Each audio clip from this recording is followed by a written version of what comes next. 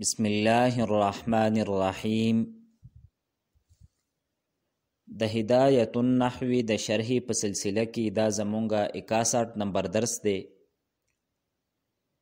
مصنف رحمه الله تعالی فرمایی: واعلم ان اعراب غیر كاعراب المستثنى بإلا تقول جاءني القوم غير زيد وغير حمار وما جاءني غير زيد القوم وما جاءني أحد غير زيد وغير زيد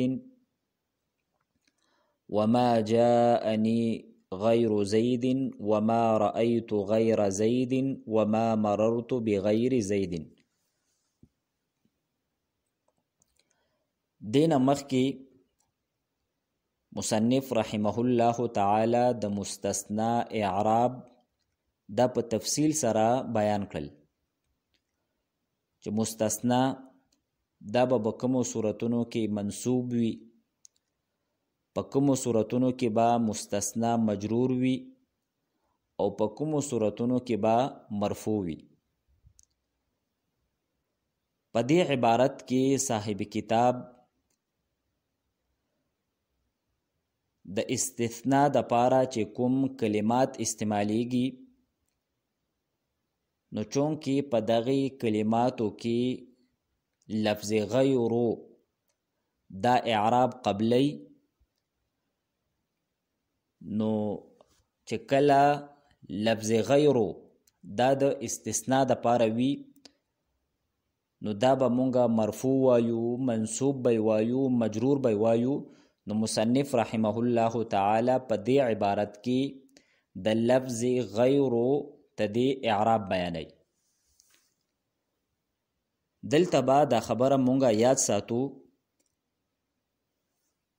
چې د غیر نه بعد مستثنا دا مجرور وي. مثلا جاءني القوم غیر زید، نو دلته د غیر نه بعد زید مستثنا راغلی دی، نو دا زید دا به مونږه مجرور وایو. خو دا کم لفظ غیر دی په دې باندې به مونږه څنګه اعراب وایو؟ دا به مرفوع وایو، دا به منصوب وایو او که دا به مجرور وایو.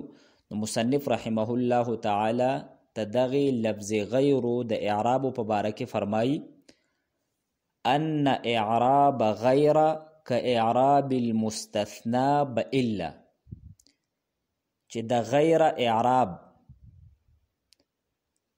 دا به دو الا دو مستثنا بشانتی وي.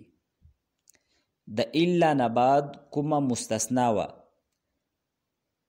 د هغې اعراب چې څنګه وو نو هغه شانتي اعراب دا به مونږه په دغې لفظ غیرو باندې هم وایو. او د الا کومه مستثنا وه نو د هغې مونږه 5 صورتونه دا ذکر کړي. یو صورت داو چې د الا نه بعد مستثنای متصل دا په کلامی موجب کې واقع وي، نو دغه مستثنا دا به منصوب وي. د الا نه بعد مستثنای متصل دا په کلامی موجب کې واقع وي، نو دغه مستثنا دا به منصوب وي. تدې مثال مونږه ذکر کړی او جاءني القوم الا زیدن، نو دلته دا زیدن دا مستثنای متصل ده او د الا نه بعد په کلامی موجب کې واقع ده، نو دا منصوب ده. نو اوس که په دې مثال کې مونږه د الا په ځای باندې د غیرو لفظ راوړو نو د الا دا کومه مستثنا وه هغه منصوب وه، نو دغه اعراب یعنی دغه نصب دا به په غیره باندې جاری کیږي. او لومبی مثال مصنف ته دې صورت ذکر کړی دی.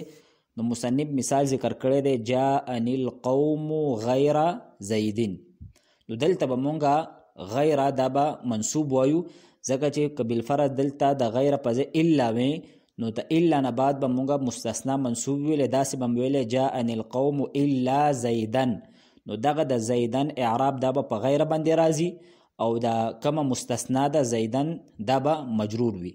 نو موږ به داسې وایو جاءني القوم غیر زیدن. دویم صورت داو چې د الا نه بعد مستثنای منقطع وي نو دا به هم منصوب وي. نو تدې مثال له جاءني القوم الا حمارا. نو دلته د الا نه بعد د حمارا دا مستثنای منقطع دی او دا منصوب دی.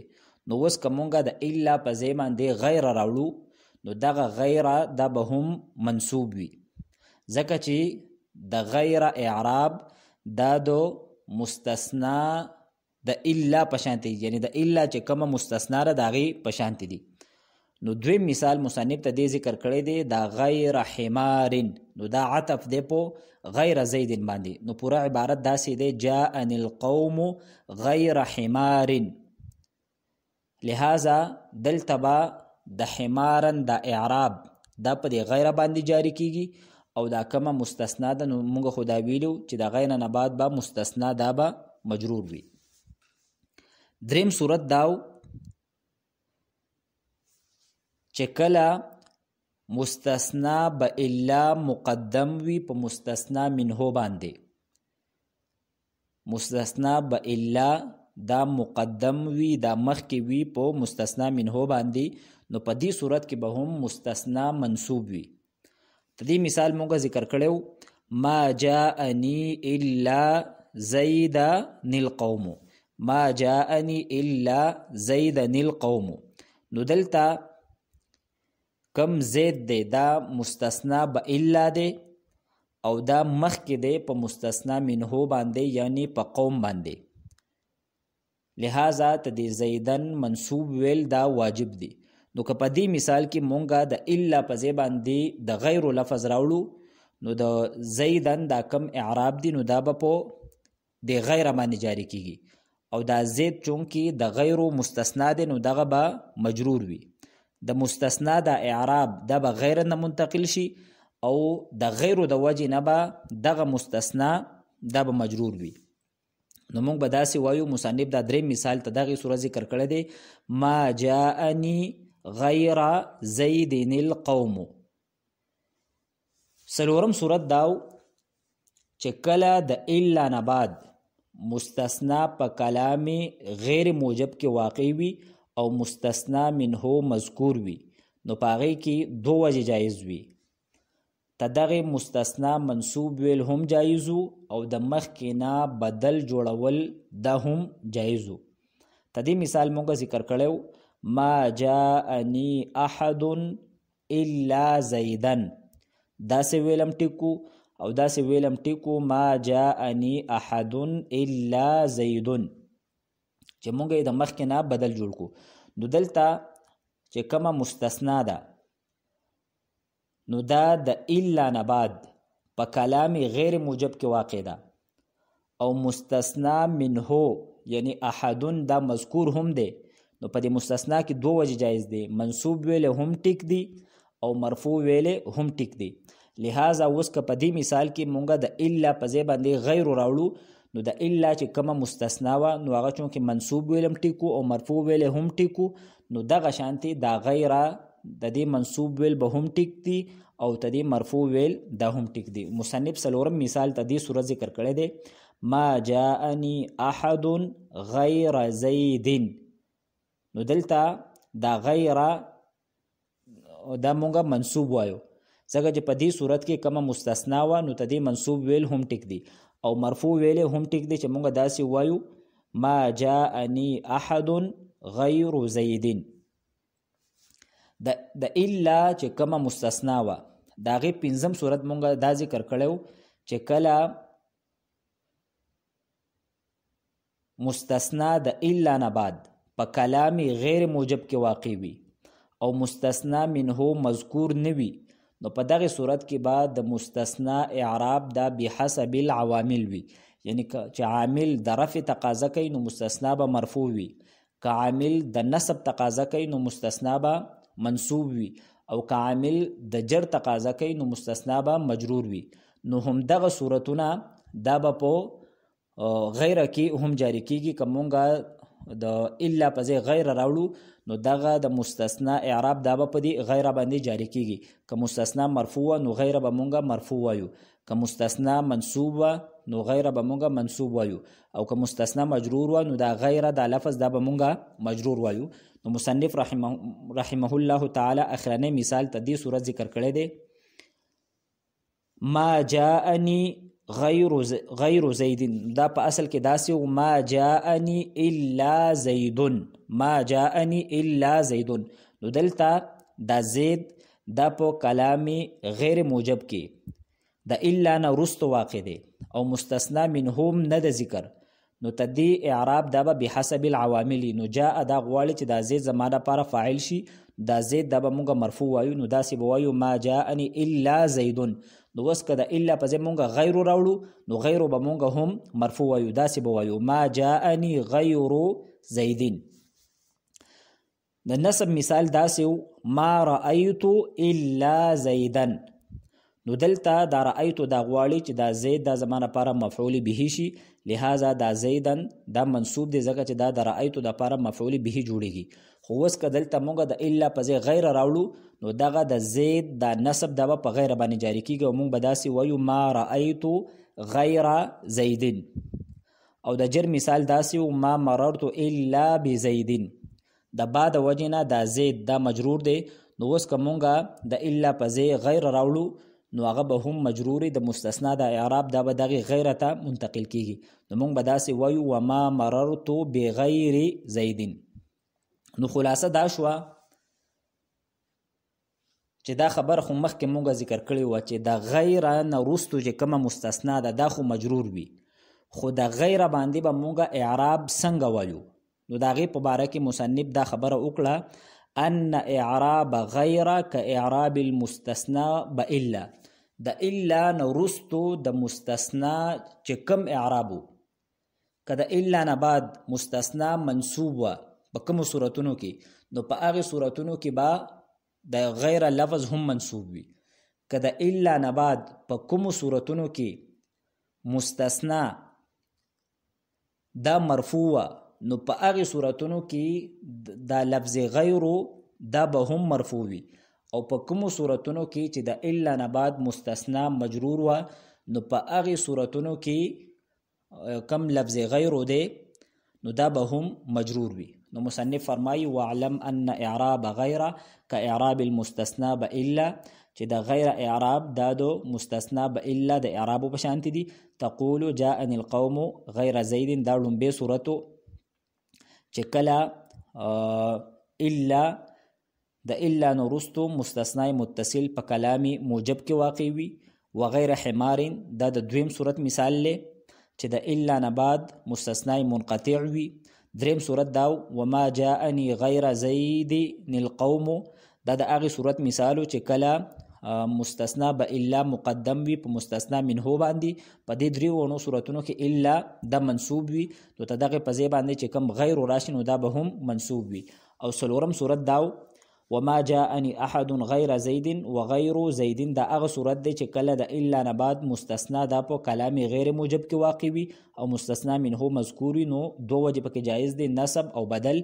نو چونکې دلته د الا په ځای غیر راغلی دی نو د دغې مستثنا د اعراب دا به په دې غیر باندې جاری کیږي. او پنځم صورت دا چې مستثنا د الا نه بعد په کلام غیر موجب کې واقع وي او مستثنا منه مذکور نوي، نو بیا به د مستثنا اعراب دا به بحسب العوامل وي. نو که د الا په ځای باندې غیر راشي نو غیر اعراب به هم بحسب العوامل وي.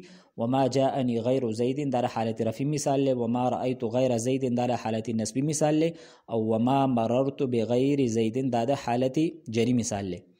دین بعد مصنف رحمه الله تعالی فرمائی واعلم ان لفظة غیر موضوعة للصفة وقد تستعمل للاستثناء كما أن لفظة إلا موضوعة للاستثناء وقد تستعمل للصفة كما في قوله تعالى لو كان فيهما آلهة إلا الله لفسدتا أي غير الله.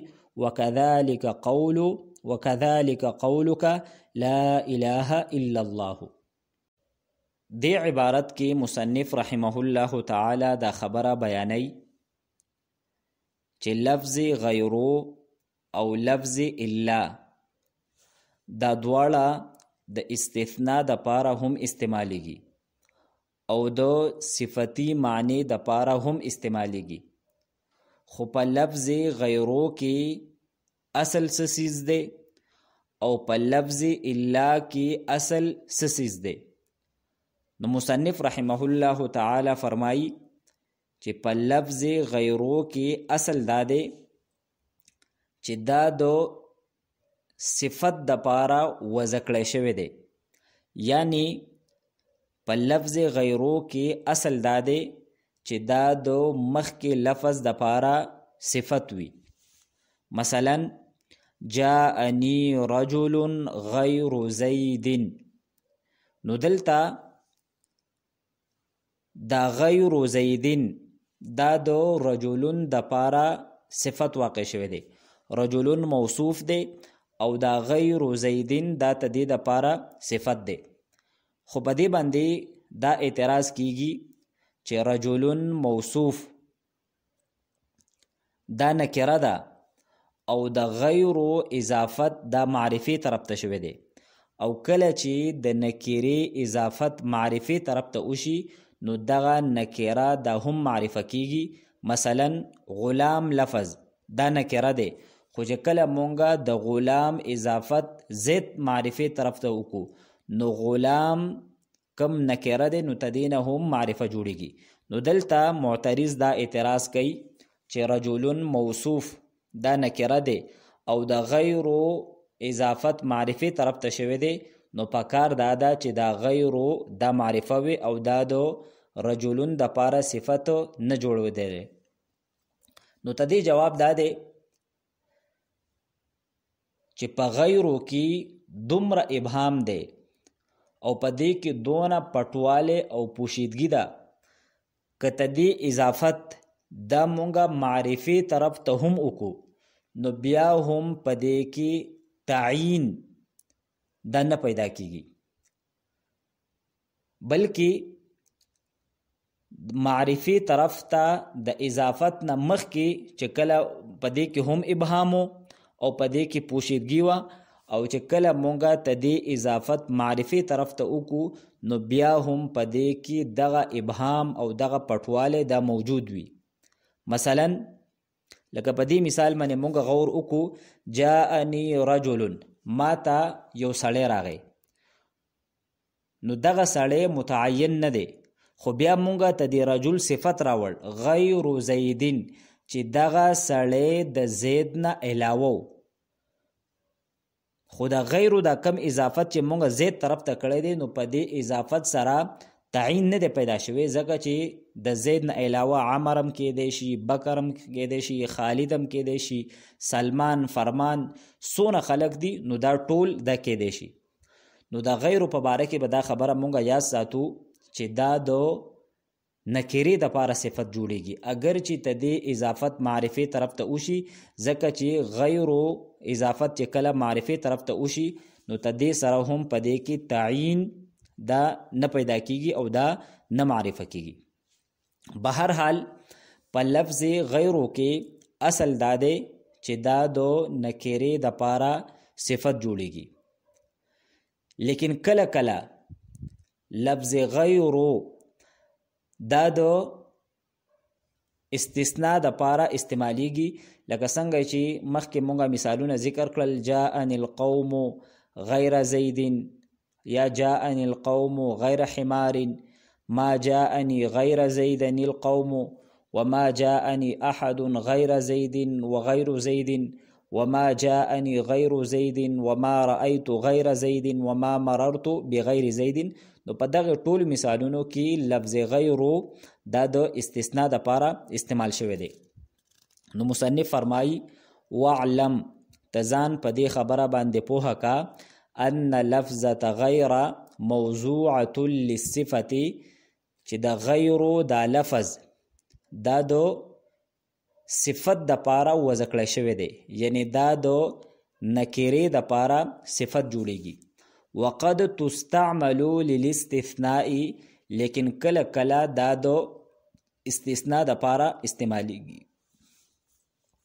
کما ان لفظة الا موضوعة للاستثناء وقد تستعمل للصفة. د عبارت کې مصنف دا خبره کوي چې په لفظ الا کې اصل دا دی چې لفظ الا دا وضع کړی شوی ده، دا مقرر کړی شوی ده د استثناء د پاره. د لفظ الا په ذریعه سره د مستثنا منه نه استثناء کیږي. او تدې مثالونه مونږه ډیر شی ذکر کړو مخکې، مثلا جاءني القوم الا زيدا، جاءني القوم الا حمارا، ما جاءني الا زيدا، الا زيدا القوم وغیره وغیره. د مخکې چې کوم مثالونه مونږه ذکر کړو نو په دغه ټولو مثالونو کې لفظ الا دا د استثناء د پاره استعمال شوی ده. نو په لفظ الا کې اصل دا دی چې د الا دا لفظ دا د استثناء د پاره وضع کړی شوی ده. لیکن مصنف فرمایي چې کله کله لفظ الا دا د غیر صفتی په معنی باندې وي. نو خلاصه دا شوه چې په لفظ غیرو کې اصل دا دی چې دا د صفت د پاره وضع کړی شوی دی، خو کله کله لفظ غیرو دا د استثناء په معنی باندې استعمالیږي. تدی بالعکس یا تدی بالمقابل کم لفظ الا دی نو پاغی کې اصل دا دی چې لفظ الا دا وضع کړی شوی دی د استثناء لپاره، او کله کله دا د غیر په معنی باندې یعنی د صفتی معنی باندې هم استعمالیږي. داغي یو صورت دا دی چې کله الا د جمع منکور غیر محصور نه رستو واقع وي، نو دغه الا دا د غیر صفتی په معنی باندې وي. چې کله لفظ الا دا د جمع منکور یعنی هغه جمع چې هغه نکره وي او غیر محصور چې د هغې افراد متعین نوي، تدین رستو چې کما الا واقع وي نو دا عام طور باندې دا د غیر صفتی په معنی باندې وي. مثلا جاءني رجال الا زيدا، جاءني رجال الا زيدا. نو په دې مثال باندې که تاسو غور وکئ نو دا رجال دا جمع ده، دا نکره ده، او تدې کم افراد دي نو هغه غیر محصور دي، متعین نه دي، یعنی لس، دولس، پنځلس، شل، تدې څه تعین دا نه دی شوی. نو درې واړه شرایط دا پکې موجود دي. نو تدې نه وروستو چې دا کم الا دا لفظ راغلی نو دا الا دا د غیر صفتی په معنی باندې ده. او دلته دا الا د استثناء د پاره جوړول دا ولې ټیک نه دي؟ د هغې وجه دا ده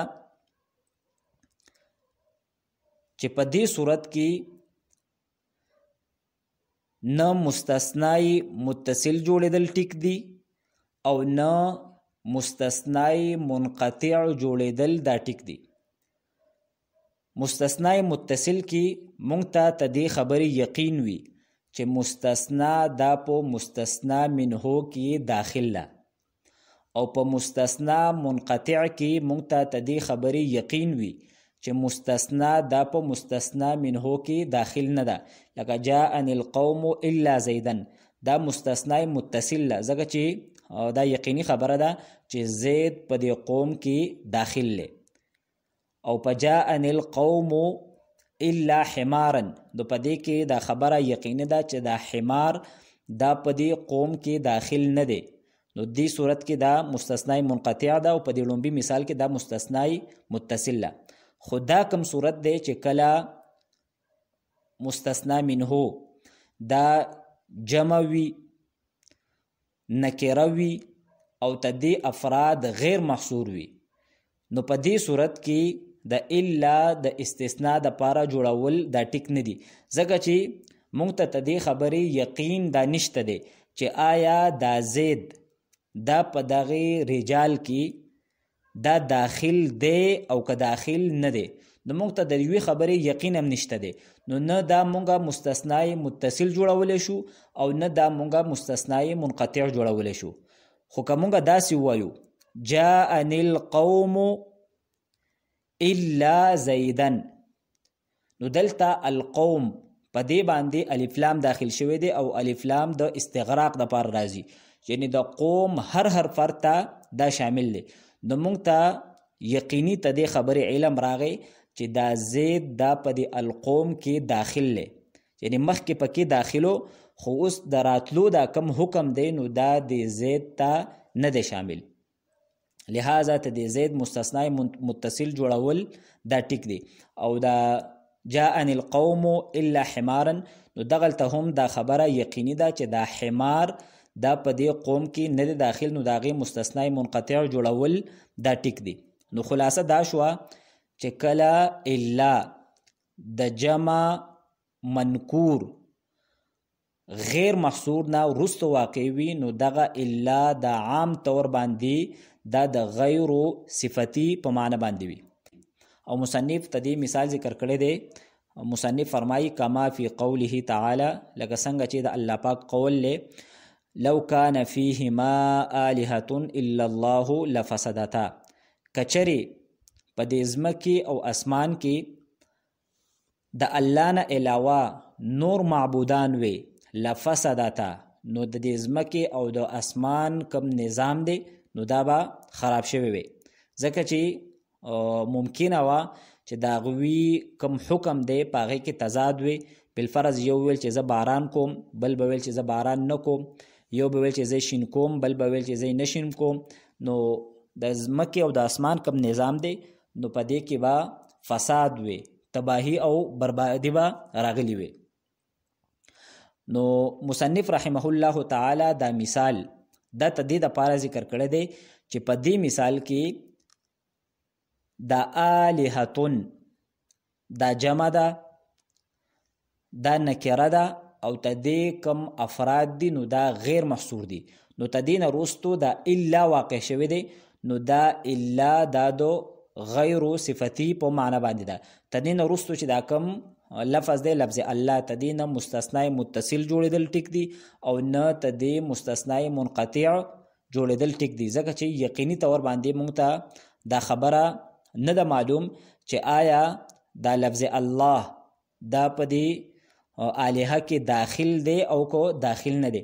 نو چې کله مونږ ته یقیني طور باندې پته نشته دی نو ته دې مستثنای متصل جوړېدل هم ټیک نه دي او ته دې مستثنای منقطع جوړېدل هم ټیک نه دي. ته دې مزید تفصیلات دا به ان شاء الله تعالی کم نور د نحوی لوی کتابونه دي، کم شرح جامی وغیره دي، نو په دې کې دا تفصیلات دا موجود دي. نو مصنف فرمایي وقد تستعمل للصفه، او کله کله دا الا دا د صفتی معنی د پاره استعمالیږي کما فی قوله تعالی، لکه د الله پاک په دې قول کې چې دا الا دا د غیر صفتی په معنی باندې استعمال شوی ده. لو کان فیهما آلهة الا الله لفسدتا، نو ای غیر الله، نو دلته دا الا دا د غیر په معنی باندې ده.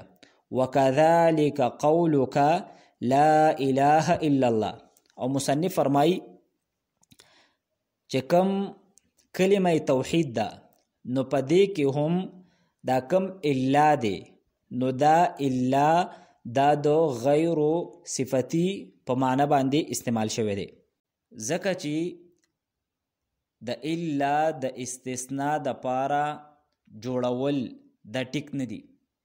ځکه که مونږه الا دا د استثناء د پاره واخلو نو کم لفظ الله دی دا به مونږه یا مستثنای متصل جوړو یا به مونږه دا مستثنای منقطع جوړو.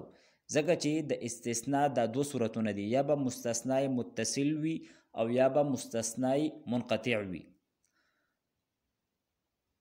او په دې کلمه کې د لفظ الله د دې مستثنای متصل جوړول دا هم ټیک نه دي او مستثنای منقطع جوړول دا هم ټیک نه دي.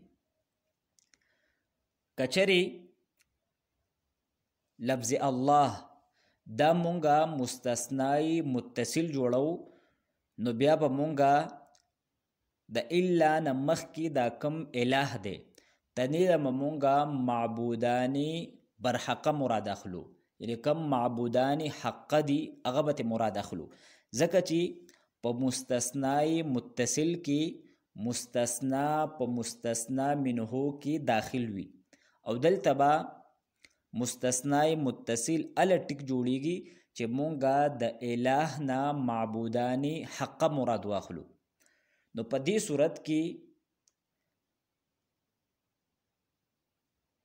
دا تدې خبرې منل لازمیږي چې العیاذ بالله د الله جل شانه سره نور معبودانی حقا هم شته دي اگر چې مونږه تدې بیا نفي کو چې معبودانی حقا دا نشته دي او معبود برحق دا صرف الله دی لیکن د یوې لمحې دپاره د لږ وخت دپاره به دا خبره مونږه فرض کو چې د الله جل شانه سره معبودانی حق شته دی ځکه چې په مستثنای متصل کې مستثنا دا په مستثنا منه کې داخل وي او بیا د حرف استثناء په ذریعه سره د مستثنا منه نه د لرې کولی شي لکه څنګه چې مونږ مثال ذکر کړی و جاءني القوم الا زیدا نو دلته دا زید دا په دې قوم کې داخلو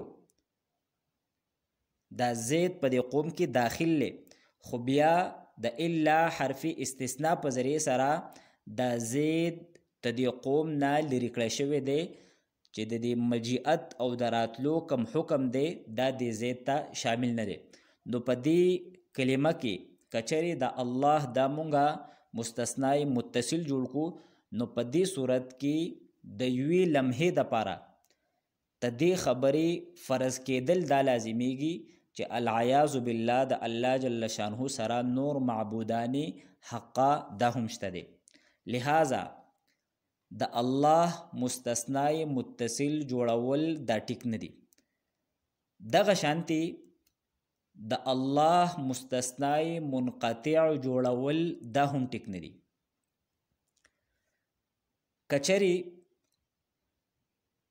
دا الله تدینه مونږه مستثنای منقطع جوړو نو په دې صورت کې د الا نه مخکې دا کم الہ لفظ دی نو تدی الہ نه به مونږه معبودانی باطله مراد اخلو ځکه چې د الہ نه مونږه معبودانی باطله مراد واغستو نو بیا کم الله دی نو دا په دې مستثنا منه کې داخل نشو او په مستثنا منقطع کې دغه خبره وي چې مستثنا دا په مستثنا منه کې داخل دا نه وي نو که مونږه الله دا مستثنا منقطع جوړو نو بیا به مونږه د الا نه مخکې دا کم الہ دی نو تدې الہ نه به مونږه بیا الہی باطله مراد اخلو نو بیا به معنی داسې شي چې لا الہ معبودانی باطله نشتا الا الله او مگر معبودی برحق دا صرف الله دی